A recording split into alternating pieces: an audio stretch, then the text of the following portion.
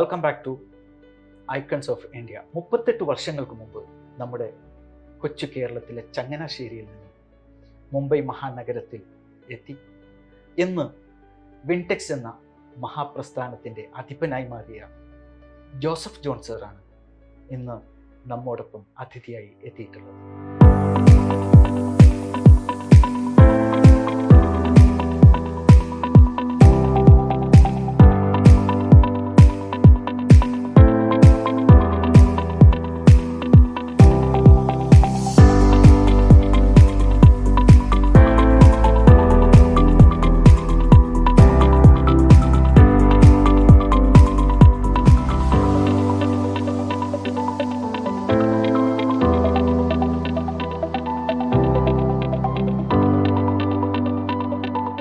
നമസ്കാരം സർ. നമസ്കാരം. 38 വർഷമായല്ലേ? 38 വർഷം. ജോലി ആവശ്യാർത്ഥം വന്നത്? ജോലി ആവശ്യം ഇത്രയൊക്കെ എയിം ഉണ്ടായിരുന്നു? ഒരിക്കലും ഇല്ല. എന്തായിരുന്നു വന്നിട്ട് ആദ്യം ചെയ്ത ജോലി? ആദ്യം ചെയ്ത ജോലി ഒരു എൻജിനീയറിംഗ് കമ്പനിയിൽ എൻ്റെ ഒരു കൂട്ടുകാരനുണ്ടായിരുന്നു, ഒരു ഫോർമാനായിരുന്നു. ഓക്കെ. ആളുടെ കൂടെ വളരെ കുറച്ച് ദിവസത്തെ ഭാഷ അറിയാൻ മേലാഞ്ഞ ബുദ്ധിമുട്ടുണ്ട്. ആളുടെ കൂടെ ആദ്യം 15-20 ദിവസം എൻജിനീയറിംഗ് കമ്പനിയിൽ ഹെൽപ്പറായിട്ട് ജോലിക്ക് പോയി ജോയിൻ ചെയ്തു. അതാണ് ബോംബെ വന്നിട്ടുള്ള തുടക്കം. എത്ര വർഷം ജോലി ചെയ്തു സർ? ജോലി അറൗണ്ട് 21 വർഷത്തോളം. 21 വർഷത്തോളം ജോലി ചെയ്തു. അതായത് ജോലി ചെയ്തിട്ട് സർ നല്ലൊരു എക്സ്പീരിയൻസ് ഉണ്ടാക്കിയെടുത്തു. ജോലി ചെയ്ത് നല്ലൊരു എക്സ്പീരിയൻസ് ഉണ്ടാക്കി. അത് ഈ ഫയർ ആൻഡ് സേഫ്റ്റി ഫീൽഡിൽ തന്നെ? അല്ല, ഞാൻ പഠിച്ചത് civil engineering, diploma civil engineering പഠിച്ചിട്ടാണ് ഇവിടെ വരുന്നത്. ഓക്കെ. ആ കാലഘട്ടത്തിൽ സിവിൽ എഞ്ചിനീയറിംഗിൽ ആദ്യം ഒന്ന് ഭാഷയുടെ പ്രശ്നമുള്ളതുകൊണ്ട് സിവിൽ പെട്ടെന്ന് ജോലി കിട്ടാൻ വലിയ ബുദ്ധിമുട്ടാണ്. അപ്പോൾ ആദ്യത്തെ ഒരു 6 മാസം 7 മാസത്തോളം ഒരു 10-12 കമ്പനികളിലൊക്കെ മാറി മാറി മാറി വേറെ വേറെ ജോലികളൊക്കെ ചെയ്യും. എന്ത് ജോലി കിട്ടുന്നോ വെറുതെ എന്ത് ചെയ്യാനും തയ്യാറായിട്ടാണ് വരുന്നത്. അത് വന്ന ഒരു 4 ദിവസം 5 ദിവസം കഴിഞ്ഞപ്പോൾ ഞാൻ ജോലിക്ക് വന്നത്. ജോലിക്ക് പോകാൻ തുടങ്ങിയത് ഓരോ പരിചയമുള്ള ആൾക്കാരുടെ ഹെൽപ്പറായിട്ട്. അപ്പോൾ എഞ്ചിനീയറിംഗ് കമ്പനിയിൽ എന്ത് ജോലിയാ അപ്പൊ പറഞ്ഞു. അതായത് ബേസിക്കലി ഒരു ഡിപ്ലോമ എഞ്ചിനീയർ ഒരു ഹെൽപ്പറായിട്ടും സ്റ്റാർട്ട് ചെയ്തു. അത് തന്നെ ഇപ്പം ന്യൂ ജനറേഷന് ഒരു പിന്നെ മെസ്സേജാണ്. വൈറ്റ് കോളർ ഞാൻ ചെയ്യുമെന്ന് പറഞ്ഞിട്ട് നിൽക്കുന്നത് അവർക്കുള്ള ഒരു മെസ്സേജാണ്. എനിക്ക് ജോലി എപ്പോഴും ആവശ്യമായിരുന്നു. അപ്പോൾ എന്ത് ജോലി അപ്പോൾ റെഡിയായി കിട്ടും. പിന്നെ അങ്ങനെ 8-9 കമ്പനികളും പല സമയത്ത് ഒരു 7-8 മാസം കൊണ്ട് ജോലി ചെയ്തു. ഓരോരോ ജോലികൾ വെറുതെ ഒരു ക്യൂരിയോസ്, പഠിക്കാനുള്ള ഇൻട്രസ്റ്റും വേറെ എന്തെങ്കിലും സബ്ജക്റ്റ് കിട്ടുക. അങ്ങനെ പിന്നെ സിവിൽ സെക്ഷനിൽ തന്നെ സൈറ്റ് സൂപ്പർവൈസറായിട്ട് ഒരു കമ്പനിയിൽ ജോലി കിട്ടി. ആദ്യത്തെ first appointment in my field. അത് കഴിഞ്ഞ് പിന്നെ വേറെ സിവിൽ ലൈനിൽ തന്നെ വേറെ പല കമ്പനികളിൽ 1-2 കമ്പനിയിലും കൂടെ ജോലി ചെയ്തു. മെയിനായിട്ട് അതിൻ്റെ കൂടെ ഫയർ ഇലക്ട്രോണിക്സിൻ്റെ ഇൻഡിക്കേഷൻ ജോലി ചെയ്യുന്ന കമ്പനിയാണ്. ഞങ്ങൾ വീട്ടിൽ കോൺട്രാക്ട്സ് PCB അതായത് PCB അസംബ്ലിങ് കോൺട്രാക്ട്സ് ഒക്കെ എടുത്ത് വീട്ടിൽ കൊണ്ടുവന്ന് ചെയ്യുന്നൊരു ജോലി ഉണ്ടായിരുന്നു. അപ്പോൾ അങ്ങനെ കുറച്ചൊക്കെ ആ ജോലികളൊക്കെ വീട്ടിൽ നിന്ന് ഓഫീസ് ടൈം കഴിഞ്ഞാൽ ജോലി സമയം കഴിഞ്ഞാൽ അത് ചെയ്യാറുണ്ടായിരുന്നു. പീസ് വർക്കൊക്കെ ചെയ്തു. അങ്ങനെ സിവിൽ ലൈൻ വിട്ടു, ഓൾമോസ്റ്റ് വിട്ടു. അങ്ങനെ വിടാൻ കാരണം ആ സമയത്ത് എൻ്റെ ഒരു ഫ്രണ്ട് ഇവിടെ വന്നു കഴിഞ്ഞ് പരിചയപ്പെട്ട ഒരു ഫ്രണ്ട് ഉണ്ടായിരുന്നു ചങ്ങനാശ്ശേരിയിലുള്ള. ആള് ഫാബ്രിക്കേഷൻ എല്ലാവരും ജോലി ചെയ്തു. അപ്പോൾ ഞാൻ ആദ്യം പറഞ്ഞു എനിക്ക് ജോലി ഇല്ലാതെ ഒരു ദിവസം ഇരിക്കാൻ പറ്റില്ല, എന്ത് ജോലി പോയാൽ അടുത്ത ജോലിയാക്കും. അപ്പോൾ ആളുടെ കൂടെ എന്നോട് പറഞ്ഞു ജോലിക്ക് കയറുമ്പോൾ പഠിച്ചത് സിവിലാണെങ്കിലും ഡ്രോയിങ്സ് ഏതാണെങ്കിലും നമുക്ക് സ്റ്റഡി ചെയ്യാൻ. അപ്പോൾ ആളുടെ കൂടെ ഞാൻ ഫാബ്രിക്കേഷൻ ജോലിക്ക് പോയി. ഫാബ്രിക്കേഷൻ ആൾ കോൺട്രാക്ട് എടുക്കുന്ന ജോലിയാണ്. ഞാൻ ആളുടെ കൂടെ പോയി സഹായിക്കാം. അപ്പോൾ ഇനീഷ്യലി ഫാബ്രിക്കേഷൻ വെൽഡിങ് അങ്ങനത്തെ ജോലിയൊന്നും അറിയില്ല എനിക്ക്, ബട്ട് ഡ്രോയിങ്സ് അറിയാം. അപ്പോൾ ആളുടെ കൂടെ ഞങ്ങൾ പ്ലാസ്റ്റിക് മോൾഡിങ് മെഷീൻസ് അതിൻ്റെ ബേസ് കൺസ്ട്രക്ട് ചെയ്യുന്നൊരു കോൺട്രാക്റ്റായിരുന്നു. അവിടെ നിന്ന് ഫാബ്രിക്കേഷൻ പറഞ്ഞാൽ ഫിറ്റർ എന്ന് പറയാം, ഫാബ്രിക്കേഷൻ ഫിറ്റർ പോലെ അങ്ങനെ ജോലി, മാർക്കിങ് അതെല്ലാം കട്ട് ചെയ്ത് കൊടുക്കുക, അത് അസംബിൾ ചെയ്ത് കൊടുക്കുക. അങ്ങനെ ആളുടെ കൂടെ ഒരു ഏകദേശം 2 വർഷത്തോളം ഞങ്ങൾ രണ്ടും കൂടെ ഒരുമിച്ച് ഫാബ്രിക്കേഷൻ്റെ ലേബർ കോൺട്രാക്ട് എടുത്ത് ജോലി ചെയ്തു. അതും ഞങ്ങൾ രണ്ടുപേരും അവിടെ ആ കോൺട്രാക്ട് എടുത്ത് ജോലി ചെയ്തിരുന്ന സമയത്ത് എൻ്റെ 2 മൂത്ത ബ്രദേഴ്സ് ഉണ്ട്. അവർ രണ്ടുപേരും ഒരു ഇന്ത്യ ലിമിറ്റഡ് ഫേമിലാണ് ജോലി ചെയ്യുന്നത്. അത് it was A fire fighting company. It was an Austrian company. അപ്പോൾ അവിടെ മൂത്ത ജ്യേഷ്ഠൻ അവിടെ ഒരു സീനിയർ പോസ്റ്റിലായിരുന്നു മുംബൈ റീജൻ. പിന്നെ രണ്ടാമത്തെ ജ്യേഷ്ഠന് പൂനെയിൽ അവരുടെ തന്നെ ഒരു വേറെ ഡിവിഷൻ ഉണ്ടായിരുന്നു. ഒരു ബേസ് ഉണ്ടായിരുന്നു മുംബൈ. ബേസ് മുംബൈയിലെ ബ്രദേഴ്സ് ഞാൻ പറഞ്ഞില്ല, ആദ്യം മൂത്ത അപ്പാപ്പനുണ്ടായിരുന്ന ആള് ജ്യേഷ്ഠനെ കൊണ്ടുവന്ന് അത് കഴിഞ്ഞ് പിന്നെ ഒരു സിസ്റ്റർ, ഞങ്ങൾ എല്ലാവരും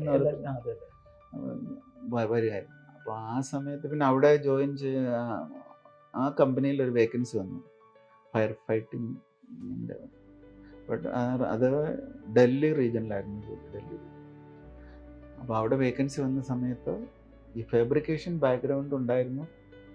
പിന്നെ ഇലക്ട്രോണിക്സ്, ഞാൻ ഇടയ്ക്ക് ഇങ്ങനെ ഇലക്ട്രോണിക്സ് PCB അസംബ്ലിങ്സ് ഒക്കെ ചെയ്താണ്. അപ്പോൾ അങ്ങനെ ആ ഫയറിൻ്റെ ഒരു സ്മോൾ ബാക്ക്ഗ്രൗണ്ട് വെച്ചിട്ട് ആ കമ്പനിയിൽ ഞാൻ ഡൽഹി റീജിയനിൽ ജോലി ചെയ്തു. ഇറ്റ് വാസ് ഒരു വലിയ കമ്പനി ആയിരുന്നു. ബട്ട് ഞാൻ അവിടുത്തെ ജോലി, ഞങ്ങളുടെ റീജിയൻ ഡൽഹി റീജിയൻ കുറച്ച് ഏരിയ അത്ര ഭംഗിയുള്ള സ്ഥലം, UP, രാജസ്ഥാൻ, പഞ്ചാബ്, ഹരിയാന, ഓരോ സൈറ്റ് HPCL, BPCL അങ്ങനത്തെ ബോട്ടിലിംഗ് പ്ലാന്റ് അവിടെയൊക്കെ സൈറ്റ്. അപ്പോൾ ഓരോ സൈറ്റിൽ 3 മാസം 2 മാസം ഇല്ല, അവിടെ സ്ഥിരമില്ല. അപ്പോൾ പ്രത്യേകിച്ച് ദില്ലി ഞാൻ മാത്രമല്ല, എൻ്റെ വീട്ടിൽ ബാക്കിയുള്ള എല്ലാ ഫാമിലി മെമ്പേഴ്സും മുംബൈയിലായിരുന്നു. അവിടെ പോയി വലിയ കമ്പനിയായിരുന്നു, നല്ല ശമ്പളമായിരുന്നു. അവിടെ സൈറ്റിലെ ഫുഡും ആഹാരം പറ്റുന്നില്ലായിരുന്നു. അങ്ങനെയൊക്കെ ഒരു വർഷം അവിടെ സൈറ്റിലൊക്കെ ജോലി ചെയ്തു ഡൽഹി. പിന്നെ ഞാൻ ഈ സൈറ്റിലെ ബുദ്ധിമുട്ട് കാരണം ജ്യേഷ്ഠനോട് പറയാതെ തന്നെ റിസൈൻ ചെയ്ത് പിന്നെ അവിടെ ഒരു ഇൻറ്റീരിയർ സിവിൽ ബാക്ക്ഗ്രൗണ്ട് ഉണ്ടായിരുന്നുണ്ട്. ഒരു ഇൻറ്റീരിയർ ഡെക്കറേറ്റേഴ്സിൻ്റെ കൂടെ കുറേ സമയം ഡൽഹി വർക്ക് ചെയ്തു. ഇൻറ്റീരിയർ ഡെക്കറേറ്റേഴ്സിൻ്റെ കൂടെ കുറേ നാൾ ജോലി ചെയ്ത് വെച്ചപ്പോൾ എനിക്ക് ബോംബെയിൽ തിരിച്ചു വരാണ്ട് ഭയമായി, പേടിയായിരുന്നു. ജ്യേഷ്ഠൻ എന്നെ ഇത്രയും വലിയൊരു കമ്പനിയിൽ നല്ലൊരു ശമ്പളത്തിൽ സെറ്റപ്പ് ചെയ്തിട്ട് അത് റിസൈൻ ചെയ്ത് പോരുന്നതിൻ്റെ ഒരു 1 വർഷം 1.5 വർഷത്തോളം ഞാൻ ബോംബെ വന്നില്ല. Even Bombay interior decorator work ചെയ്യുമ്പോൾ ബോംബെ സൈറ്റ് സർവേക്കൊക്കെ ഞാൻ വരുമായിരുന്നു. റിച്ച് ഹോട്ടൽ, അത് ഞങ്ങളുടെ ഒരു വലിയൊരു ഇൻറ്റീരിയർ ഫേമാണ്. ഇവിടെ വന്നിട്ട് പോലും ഞാൻ ജ്യേഷ്ഠൻ്റെ അടുത്ത് പോയില്ല. ഞാൻ തിരിച്ചു ബോംബെ അങ്ങനെ പേടിച്ചിട്ട്. പിന്നെ ഒരു 1.5 വർഷം കഴിഞ്ഞൊരു ഡിസംബറിൽ ക്രിസ്മസിന് ചേട്ടൻ വീട്ടിൽ വിളിച്ചു. വീട്ടിൽ വന്നപ്പോൾ അവിടെ ഈ ഫയർ എക്സ്റ്റിങ്വിഷർ മാനുഫാക്ചർ ചെയ്യുന്നൊരു കമ്പനി ഉണ്ടായിരുന്നു. ആ കമ്പനിയുടെ ഓണർ എൻ്റെ ജ്യേഷ്ഠൻ്റെ ഫ്രണ്ടായിരുന്നു. അപ്പോൾ ആൾ ക്രിസ്മസിന് വീട്ടിലിങ്ങനെ വന്നു. അപ്പോൾ ക്രിസ്മസ് സെലിബ്രേഷൻ, അപ്പോൾ എന്നെക്കുറിച്ച് അന്വേഷിച്ചപ്പോൾ ആളിങ്ങനെ ഇവിടെ ദില്ലിയിൽ വർക്ക് ചെയ്യാണ്, ബാക്ക്ഗ്രൗണ്ട് ഇതാണ്. അപ്പോൾ ആ ഫ്രണ്ട് പറഞ്ഞു ബോംബെക്ക് പോരാൻ പറഞ്ഞു. എന്തായാലും എനിക്ക് ഫീൽഡുമായിട്ട് യാതൊരു ഫയർ എക്സ്റ്റിങ്വിഷർ അങ്ങനെ ഫീൽഡുമായി യാതൊരു ബന്ധമൊന്നുമില്ല. ഉള്ളത് ഫാബ്രിക്കേഷൻ ബാക്ക്ഗ്രൗണ്ടും പിന്നുള്ളത് ഇലക്ട്രോണിക്സ് ആൻഡ് സിവിൽ. അപ്പോൾ അത് ഉള്ളൂ. അപ്പോൾ ഞാൻ പറഞ്ഞു എനിക്കിങ്ങനെ ഫയർ എക്സ്റ്റിങ്വിഷർ എവിടെയെങ്കിലും ഇരിക്കുന്ന കണ്ടിട്ടുള്ളതല്ലാതെ യാതൊരു ബന്ധമൊന്നുമില്ല. അപ്പോൾ ആള് പറഞ്ഞു കുഴപ്പമില്ല, നീ വന്ന് ജോയിൻ ചെയ്യാൻ പറഞ്ഞു. അങ്ങനെ ഞാൻ ദില്ലി വിട്ട് മുംബൈയിൽ വീണ്ടും തിരിച്ചു മുംബൈ. അത് 86 ഡിസംബർ ഓർ 87 ഡിസംബർ. അങ്ങനെ ആ fire extinguisher manufacturing, fire fighting ഫീൽഡിൽ അങ്ങനെയാണ്. ഫയർ എക്സ്റ്റിങ്വിഷർ മാനുഫാക്ചറിംഗ് ആയിരുന്നു ആ കമ്പനി. അവിടെ എത്ര വർഷം? അവിടെ ഒരു ലോങ് ജേർണി ആയിരുന്നു, ടിൽ 2007. അവിടെ തന്നെ വർക്ക് ചെയ്തു. അതിന് ഒരു പ്രത്യേക ബാക്ക്ഗ്രൗണ്ട് വന്നത് കൊണ്ട് അവിടെ കണ്ടിന്യൂ ചെയ്യേണ്ടി വന്നിട്ട് അങ്ങനെ അവിടെ ജോലി ചെയ്തു. അപ്പം ഈ നമ്മുടെ വിൻടെക്സ് സ്ഥാപിക്കുന്ന 2006 രജിസ്റ്റർ ചെയ്തു. 2006 ഡിസംബറിൽ രജിസ്റ്റർ ചെയ്തു. 2007 ജനുവരി ഫെബ്രുവരി ബിസിനസ് സ്റ്റാർട്ട് ചെയ്തു. ഇത് 16 years. വിൻടെക്സ് അതിന് മുന്നേ 2005 ഒരു വേറൊരു പാർട്ട്ണർഷിപ്പ് ചെറിയ GS എൻ്റർപ്രൈസസ് എന്ന പേരിൽ ഞാനൊരു സ്മോൾ അതായത് ജോലി വിടാനുള്ള തയ്യാറെടുപ്പിൽ അവർ കമ്പനിയിലെ ഇൻഫോം ചെയ്ത് ഞാൻ 1 വർഷം കഴിഞ്ഞ് ജോലി വിടും. അപ്പോൾ ഞാനൊരു ബിസിനസ് തുടങ്ങും. ഫയർ എക്സ്റ്റിങ്വിഷറിൻ്റെ ഒരു പാർട്ട് ഉണ്ടാക്കുന്ന ഒരു കമ്പനി തുടങ്ങി. ഉള്ളി 1 പ്രോഡക്റ്റ്, ഗ്യാസ് കാർട്രിഡ്ജ് എന്ന് പറഞ്ഞ ഒരു പ്രോഡക്റ്റ്. ആ പ്രോഡക്റ്റ് 2005 ജസ്റ്റ് ഒരു ചെറിയൊരു സ്ഥലം വാടകയ്ക്ക് എടുത്ത് 2 പഴയ മെഷീൻസ് കൊണ്ടുവന്ന് 2-3 ജോലിക്കാരെയൊക്കെ വെച്ച് ആ കാർട്രിഡ്ജ് ഉണ്ടാക്കാനാണ് തുടങ്ങിയത്. അങ്ങനെയാണ്. പിന്നെ ജോലി കംപ്ലീറ്റ് 2007 ഏപ്രിൽ 1 ജോലി വിട്ടു. മാർച്ച് 31 ജോലി വിട്ടു. ഏപ്രിൽ 1 മുതൽ നമ്മുടെ ഈ കമ്പനിയിൽ വിൻടെക്സ് എന്ന കമ്പനി ഫോം ചെയ്തു. അവിടുന്ന് ജേണി ഇങ്ങനെ സ്റ്റാർട്ട് ചെയ്തു. ഒരു ഗ്യാപ്പ് വെക്കൂല? ഇല്ല, ഗ്യാപ്പ് എപ്പോഴും ആക്റ്റീവ് ആയിരിക്കണം. പിന്നെ ഫസ്റ്റ് ഓഫ് ഓൾ ഞങ്ങളുടെ വീട്ടിൽ ആരും ബിസിനസ് ബാക്ക്ഗ്രൗണ്ട് ഉള്ളത് ഫാമിലിയിൽ ആരുമില്ല. എൻ്റെ സ്വന്തം ജ്യേഷ്ഠാനുജന്മാരോ അങ്ങനെയുള്ള ആരുമില്ല. പിന്നെ ഫാമിലിയിൽ തന്നെ ബിസിനസ് ബാക്ക്ഗ്രൗണ്ട് ഇല്ല ഞങ്ങൾക്ക്. ബട്ട് ഈ വർക്ക് ചെയ്തിരുന്ന സമയത്ത് ആ കമ്പനിയിൽ ആളെ നല്ലൊരു ഫ്രണ്ടായിരുന്നു എൻ്റെ ഓണർ എന്ന് പറയുന്നത്. ആൾക്ക് ഈ സബ്ജക്റ്റിലെ പുള്ളിയൊരു കൊമേർഷ്യൽ ആണല്ലോ, ടെക്നിക്കൽ ഒന്നും അറിയും. എൻ്റെ ബാക്ക്ഗ്രൗണ്ട് സിവിലായിരുന്നെങ്കിലും അവിടെ നിന്ന് പെട്ടെന്ന് ഞാൻ എല്ലാ ജോലിയും അവരുടെ ഇൻഡസ്ട്രിയിലുള്ള ജോലികളെല്ലാം വേഗം എല്ലാം പഠിച്ചെടുത്തു. പിന്നെ എനിക്ക് ഒരു സ്വഭാവം ചോദിച്ചാൽ എന്തെങ്കിലും എയിം ചെയ്താൽ അച്ചീവ് ചെയ്യുക, അങ്ങനെയാണ്. അത് അച്ചീവ് ചെയ്തേ മാറുള്ളൂ. അതിന് വേണ്ടിയിട്ട് ഹാർഡ് വർക്ക്. ജോലി തന്നെ ഞാൻ പറയാം, അതാണ്. ഞാൻ സിവിലാണ് പഠിച്ചതെങ്കിൽ എനിക്ക് ആദ്യത്തെ ഒരു 6 മാസം 5 മാസം ഞാൻ പുറത്ത് 15 ദിവസം ലേറ്റ് മെഷീനിൽ വർക്ക് പഠിച്ചു, കുറേ ദിവസം വെൽഡിങ് പഠിച്ചു, കുറേ ദിവസം ഫാബ്രിക്കേഷൻ ചെയ്തു. അങ്ങനെ ഒരുമാതിരി എൻജിനീയറിംഗ് കമ്പനിയിൽ ആവശ്യമുള്ള എല്ലാത്തിൻ്റെയും ബേസിക് നോളജ് അങ്ങനെ ഗെയിൻ ചെയ്തുകൊണ്ട് ആ സമയത്ത് ഈ കമ്പനിയിൽ വരും. ഇവിടെ ജോയിൻ ചെയ്ത് കഴിഞ്ഞ് പിന്നെ ഫയർ എക്സ്റ്റിങ്വിഷേഴ്സ് ഹാർഡ്ലി ഒരു വർഷമൊക്കെ ആയപ്പോഴത്തേക്ക് ആ ഫീൽഡ് ഓൾമോസ്റ്റ് പഠിച്ചെടുത്തു. സർ, പിന്നെ എന്തൊക്കെ ആക്ടിവിറ്റീസ് ആണ് നമ്മുടെ ഈ വിൻടെക്സ് ചെയ്യുന്നത്? ഞങ്ങളിപ്പോൾ എനിക്ക് മാനുഫാക്ചറിങ്, ഫയർ എക്സ്റ്റിങ്വിഷേഴ്സ് മാനുഫാക്ചറിങ് ആണ് ഒരു മെയിൻ ഫാക്ടറി ഉണ്ട്. റബാലെ ന്യൂ ബോംബെ റബാലെ എന്ന് പറയുന്ന ഒരു സ്ഥലം. ഫാക്ടറി തുടങ്ങുന്ന സമയത്ത് റെന്റിലായിരുന്നു. പിന്നെ ഇവിടെ മുള്ളുണ്ടിലൊരു ഇൻഡസ്ട്രിയൽ ഗാല എടുത്തു. അത് കഴിഞ്ഞ് പിന്നെ 2010 ഒരു ഫാക്ടറി വാങ്ങി. പിന്നെ 2019 സെക്കൻഡ് ഒരു ഫാക്ടറി കൂടെ വാങ്ങി അതിൻ്റെ അടുത്ത് തന്നെ. ഇനിയിപ്പോൾ 2021 ഇപ്പോൾ ഉള്ള അതിലും വലിയൊരു ഫാക്ടറി വാങ്ങി. അതായത് നിങ്ങൾ പിന്നെ ഫയറിംഗ് ഡിസ്ട്രിബ്യൂഷൻസിന്റെ പിന്നെ ഇതാണ് മാനുഫാക്ചറിംഗ് മെറ്റീരിയൽസ് ഇൻ-ഹൗസ് മാനുഫാക്ചറിംഗ് ആണ്. അല്ലാതെ നിങ്ങൾ കോൺട്രാക്ടിങ് ചെയ്ത് ഞങ്ങൾ പ്രോജക്ട്സ് ചെയ്യുന്നുണ്ട്. Fire fighting projects like commercial buildings, residential buildings, industries, factories, companies, എല്ലാ ടൈപ്പ് ഓഫ് ബിൽഡിങ്സിനും ഇവിടെ അല്ല, ഇപ്പോൾ ഇന്ത്യ തന്നെ എല്ലായിടത്തും അത് കമ്പൽസറി. മുംബൈയിൽ മാത്രമാണ് സൈറ്റ്? ഇല്ലല്ല, ഓൾ പാൻ ഇന്ത്യ ചെയ്യുന്നു. ഇൻ ബിറ്റ്വീൻ ഞാൻ എക്സ്പോർട്ടൊക്കെ ചെയ്തു സൗദി അറേബ്യയിലേക്ക്, പിന്നെ മ്യാൻമാർ, ശ്രീലങ്ക, ഇങ്ങനെ സ്ഥലങ്ങളിൽ പ്രോജക്ട്സ് പാൻ ഇന്ത്യ എല്ലാം ചെയ്യുന്നുണ്ട്, എല്ലാ സ്ഥലങ്ങളിലും. എത്ര സ്റ്റാഫ് ഉണ്ട് ഇപ്പോൾ? ലേബേഴ്സും സ്റ്റാഫൊക്കെ ഇപ്പോൾ എൻ്റെ അടുത്ത് സ്റ്റാഫ് ആൻഡ് വർക്കേഴ്സ് എൻ്റെ ഓൺ സ്റ്റാഫ് അറൗണ്ട് 100 ആൾക്കാരോളം ജോലിക്കാർ സൈറ്റിലും ഓഫീസിലും ഫാക്ടറിയിലും. പിന്നെ ഇൻഡയറക്റ്റ് ലേബേഴ്സ് അതും അറൗണ്ട് ആവശ്യം അനുസരിച്ച് നമ്മൾ പ്രോജക്റ്റിൻ്റെ സൈസ് അനുസരിച്ച് നമ്മുടെ ആൾക്കാർ ഇപ്പോൾ. എന്നാൽ എവറി ടൈം ഒരു 100 ആൾക്കാർ വേറെ പല സ്ഥലങ്ങളിലും സൈറ്റിൽ ജോലി ചെയ്യും.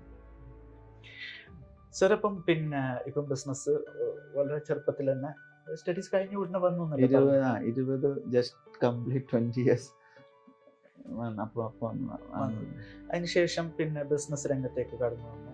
പിന്നെ സാറിന്റെ മാരേജ് ഒക്കെ ഇപ്പം ഏത് സമയത്ത്? മാരേജ് ഒത്തിരി ലേറ്റ് ആയിരുന്നു. 31 ഇയറിലാണ് വൈഫ് ടീച്ചറായിരുന്നു, പോസ്റ്റ് ഗ്രാജുവേറ്റ് MSc നാട്ടിൽ ടീച്ചറായിരുന്നു.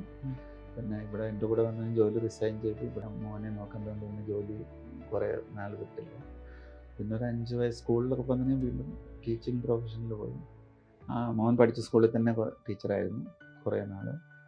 പിന്നെ അത് റിസൈൻ ചെയ്ത് ട്യൂഷൻ സെൻറ്റേഴ്സൊക്കെ അതിൻ്റെ കൂടെ സ്റ്റിൽ പഠിപ്പിക്കൽ പുള്ളിയുടെ ഒരു ക്രേസാണ്. പുള്ളി അതൊന്നും ബിസിനസ്സും ഇതുമായിട്ടൊന്നും അങ്ങനെ ഓഫീസിലൊന്നും അധികം വരാറില്ല. രാജി ജോസഫ്. സാറിന്റെ പിന്നെ ബാക്കിൽ അങ്ങനെ ഒരു സ്ട്രോങ് മൂവ്മെന്റ് ഉള്ളത് കൊണ്ട് സാറിന് ഒരുപാട് സക്സസ് ആവാൻ പറ്റി. പിന്നെ സാർ നമ്മുടെ പിന്നെ ഈ ലൈഫിലൊക്കെ നമ്മുടെ സ്വഭാവങ്ങളൊക്കെ രൂപീകരിക്കുമ്പോൾ നമ്മുടെ പാരന്റ്സിനുള്ള സ്വാധീനം, അവരിൽ നിന്നുള്ള സ്വാധീനം വളരെ വലുതാണ്. അപ്പൊ അവരുടെ സപ്പോർട്ടൊക്കെ എത്രത്തോളം ഉണ്ടാവും? പാരന്റ്സ് നാട്ടിലാണ്. അവർ വളരെ സാധാരണ ഫാമിലിയിൽ ഞങ്ങൾ 7 മക്കളായിരുന്നു. ചെറുപ്പകാലമൊക്കെ പറഞ്ഞാൽ അത്ര നമുക്ക് നല്ലതെന്നൊന്നും പറയാനോ അല്ല സന്തോഷമില്ലെന്നല്ല, സാമ്പത്തികമായിട്ട് ഇങ്ങനെ 7 മക്കളെ അവരുടെ വിദ്യാഭ്യാസം, എൻ്റെ ഫാദറിന് വളരെ നിർബന്ധം മക്കളെല്ലാവരും പഠിക്കുക എന്നുള്ളത്. ഞാൻ ജോലി ചെയ്തിരുന്ന കമ്പനിയുടെ ഒരു ബാക്ക്ഗ്രൗണ്ട് ഉണ്ട്. അപ്പോൾ അത് ദൈവത്തിൻ്റെ ഒരു ഭയങ്കര അനുഗ്രഹം.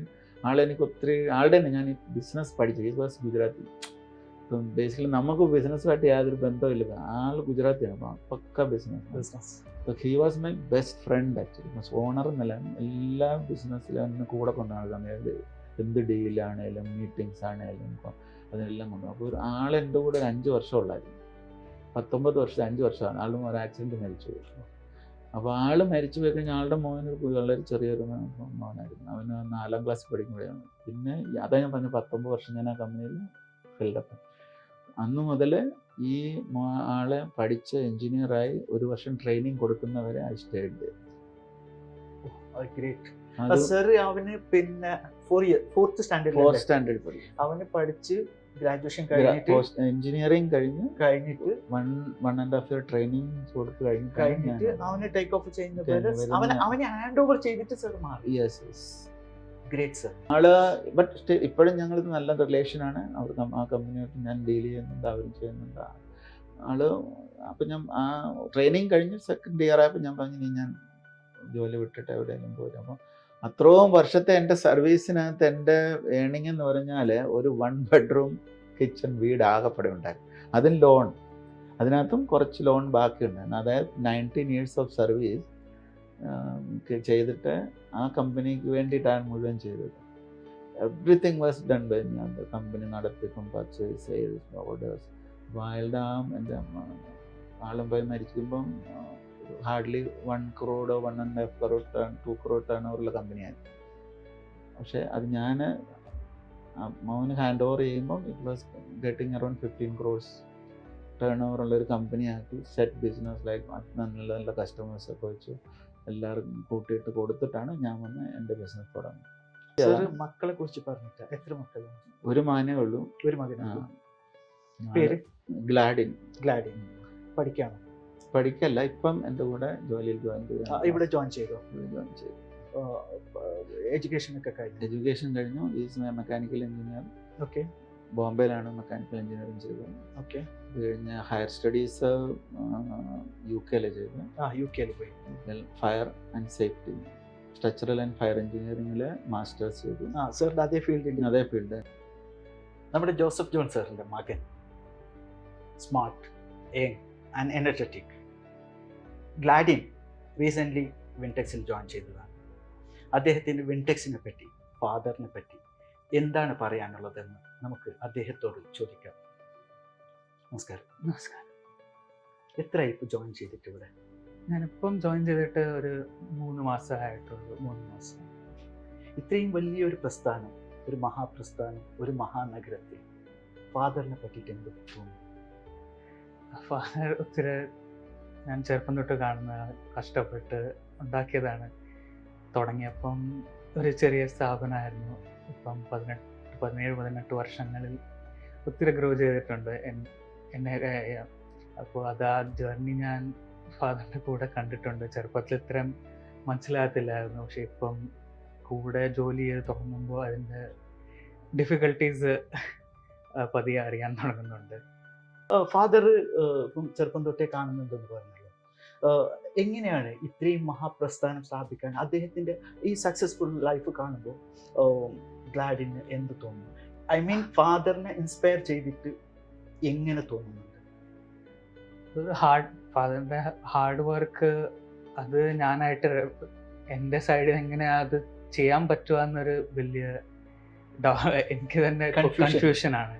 കാരണം അത് അത്ര ഹാർഡ് വർക്ക് എന്നെ കൊണ്ട് അങ്ങനെ പറ്റുമോ അത് ഇപ്പോഴും ഡൗട്ടിലാണ്. പക്ഷേ ഫാദർ എപ്പോഴും എന്നെ സപ്പോർട്ടിലുണ്ട്. എന്തെങ്കിലും ഡൗട്ട്സ് ഉണ്ടെങ്കിലും ക്ലിയർ ചെയ്യാനും എപ്പോഴും ഹെൽപ്പ് ചെയ്യാറുണ്ട്. അപ്പോൾ ആ ഒരു സപ്പോർട്ടിൽ I hope I can make this Bintex ഒരു കമ്പനി ഇതിനെക്കാട്ടിലും വലുതായിട്ട് അടുത്ത വർഷങ്ങളിൽ കൊണ്ടുപോകാൻ പറ്റുമെന്ന് സാധിക്കും. അപ്പം പിന്നെ ഫാദറിനെ കുറിച്ച് പറഞ്ഞു, മദറിൻ്റെ സപ്പോർട്ട് അത് എത്രത്തോളം ഉണ്ട്?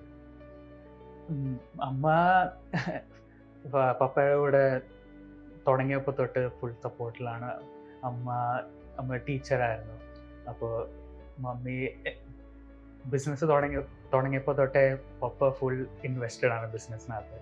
അപ്പോൾ വീടും എന്നെയും അമ്മയാണ് ചെറുപ്പം തൊട്ടേ നോക്കിയേക്കുന്നത്.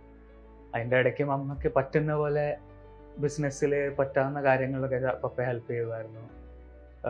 ചിലപ്പം തുടക്കത്തിലൊക്കെ ഓഫീസിൽ ആൾക്കാർ കുറവാണ്, അപ്പോൾ അമ്മ വന്ന് ഹെൽപ്പ് ചെയ്യുമായിരുന്നു അമ്മയ്ക്ക്. ഗ്ലാഡിൻ്റെ സപ്പോർട്ട്, ഗ്ലാഡിൻ്റെ അമ്മ എത്രത്തോളം സപ്പോർട്ട് ചെയ്യുന്നുണ്ട്? കാര്യങ്ങളൊക്കെ ഫാദറിനോട് പപ്പനോട് സംസാരിച്ചിട്ട് ചെയ്യേണ്ട കാര്യങ്ങളൊക്കെ നേടിത്തരുന്നുണ്ടോ? അമ്മ മീഡിയേറ്റർ ആണ് ഞങ്ങളുടെ ഇടയ്ക്ക്. സ്വാഭാവികം, എല്ലായിടത്തും അങ്ങനെയാണ്. അതെ, ചിലപ്പം എനിക്ക് ഡയറക്റ്റ് പപ്പയോട് എങ്ങനെയാ പറയുന്നത്, എന്താ ചോദിക്കുന്നതെന്ന് മനസ്സിലാകാത്ത അപ്പോൾ ഞാൻ അമ്മയോട് പോയി പറയുന്നു.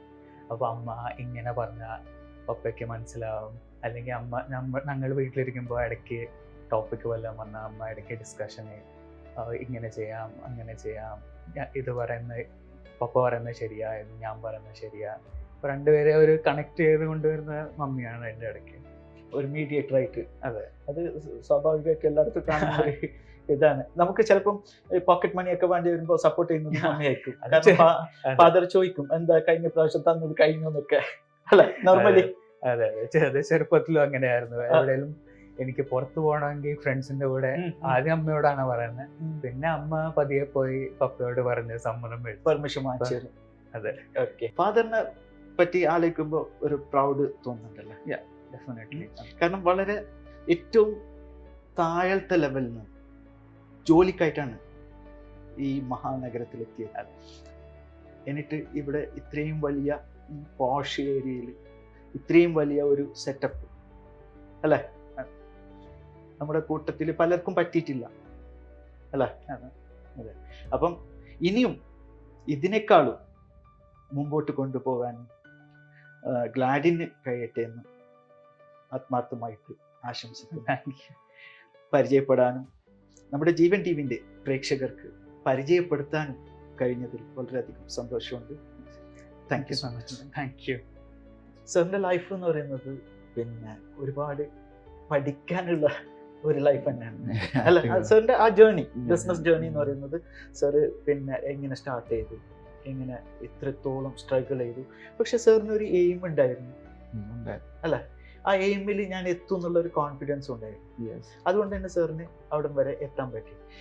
പിന്നെ നമ്മുടെ ജീവൻ ടി വിക്ക് സാറിൻ്റെ ഈ തിരക്ക് പിടിച്ച ജീവിതത്തിനിടയിൽ ജീവൻ ടി വിയുടെ ഐക്കൺസ് ഓഫ് ഇന്ത്യ എന്ന ഈ പ്രോഗ്രാമിന് സമയം അനുവദിച്ചത് സാറിനോട് നന്ദി കടപ്പാടുണ്ട്. Thank you sir. Thank you very much.